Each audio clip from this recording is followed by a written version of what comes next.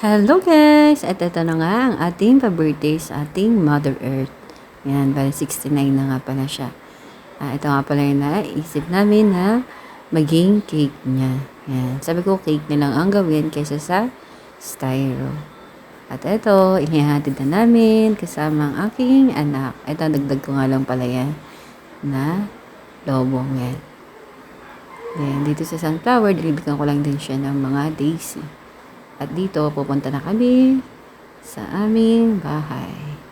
At ito nga, na-time na namin. Birthday pa! Akin na din ang saging na galan.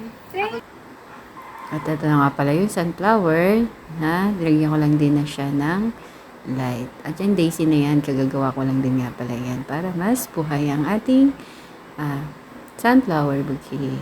Yan. Ito, dito nagdagdag lang din ako ng mga butterfly kasi mahilig din siya sa halaman. Thank you po ulit sa panonood.